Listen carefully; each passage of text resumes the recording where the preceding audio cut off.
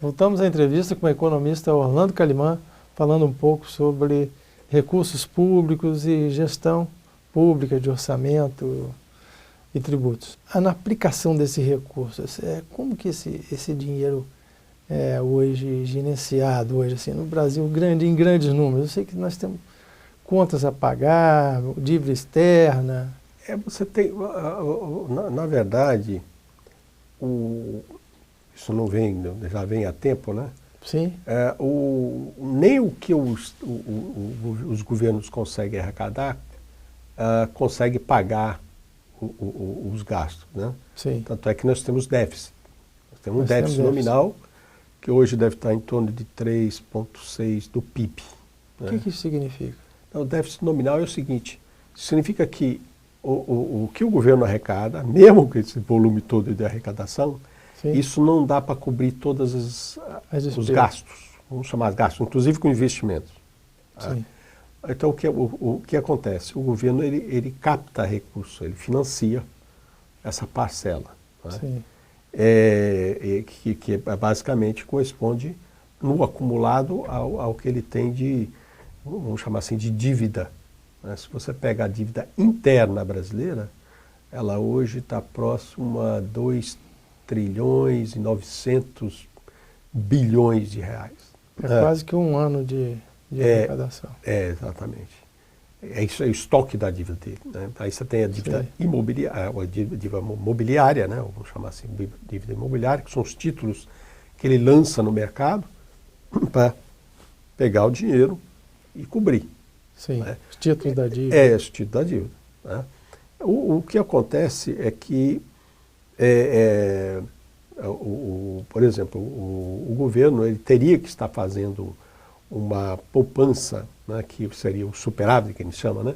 Sim. Superávit primário. Né? Que é a diferença entre... Que é exatamente para pagar pelo menos o juro da dívida. Né? Para não acumular, para não aumentar. Para não aumentar. Que é, inclusive, um indicador que o mercado vê como um indicador da saúde das finanças do Estado, da gestão, né? Mas que agora que era um indicador previsto para 2,5%, hoje não chega nem a 2%, tá? 1,9%, se não me engano. Ou seja, você tem, vamos supor, 150, se não me engano é esse o número, 140 bilhões, aliás, de juro para pagar anualmente, né? Juro para pagar, e não consegue gerar uma poupança para pagar isso. Então isso o que acontece? Você tem que novamente recorrer a empréstimo para poder cobrir. Empréstimo externo. E o seu estoque de dívida vai aumentando. Sim. Seu estoque de dívida estava lá, sei lá, em 2 trilhões e 700, 800, agora vai para 2 trilhões e 950, se não me engano. É engraçado que a história nossa... Então você vai rolando. Em algum momento isso explode. Por exemplo, os Estados Unidos chegou a esse ponto, né? Agora não, já está melhorando. A situação americana, de um lado, se você olhar em termos de participação do estoque da dívida do PIB, né, ela é bem mais complicada, bem mais, vamos dizer, em termos de tamanho maior, né? Sim. Os Estados Unidos, praticamente, o que ele tem de estoque da dívida equivale ao PIB. São 15,8 trilhões de dólares, contas praticamente a mesma quantidade aí de dívida, né? O PIB e dívida. No Brasil está chegando a 50 e poucos %, ou até mais, 60% do PIB, né? Esse estoque da dívida. Só que a nossa dívida, ela tem uma taxa de juro que é a Selic. Não, está lá em cima. A gente faz.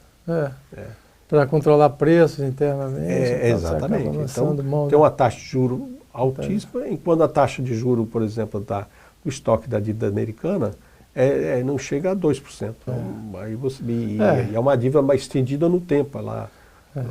Vamos dizer, ela está suavizada no tempo. Nossa está concentrada. Anualmente você tem que pagar uma quantia enorme. Isso, o que acontece? Você comprime a capacidade de investimento. Por exemplo, o investimento hoje, que até melhorou um pouco, o investimento público total, Estado, município, todos eles, todos os níveis, corresponde a 3,75% do PIB, é baixíssimo. Sim. 3,75% do PIB. É muito pouco recurso. É muito pouco. E muita demanda, né? Muita demanda de portos, de estradas, de ferrovias. Exatamente. De hospitais, né? Inclusive. Uma saída que seria você utilizar fórmulas modernas, tipo PPP ou concessões, né? O governo encontra um problema sério de regulação disso, né? Ou seja, isso ficou no teórico, né? PPP, já se fala nisso há alguns anos. Há mais de 10 anos. Você encontra um problema de segurança jurídica. Tem uma meia dúzia de investimentos desses. Eu acredito que, vamos supor, se o aeroporto de Vitória, né, fosse colocado, né, num programa desse tipo, né, de concessão, surgiriam investidores privados, né, em condições de aportar recursos e vamos dizer, vender serviço. Viabilizar o aeroporto. Investir e fazer a manutenção do aeroporto. Nós estamos aí com quanto tempo? Que já vai para quase 10 anos que não. Então, nós temos um problema, eu diria que é crônico no país e que em algum momento vai ter que encontrar soluções, caminhos, né? Ou novas respostas.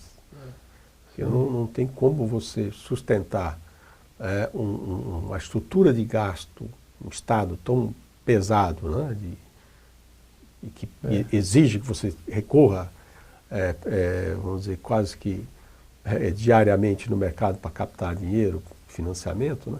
Em algum momento, assim como aconteceu lá na Europa, né? A Grécia quebrou quase, né? Portugal também, Espanha também, Itália. Por quê? Porque se endividaram lá atrás. Por a sorte que, no caso, por exemplo, você pega Portugal, ele se endividou, mas investiu muito.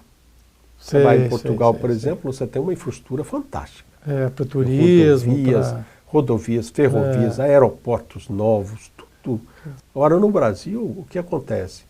Você gasta muito, mas não gasta em algo que possa se perenizar no tempo.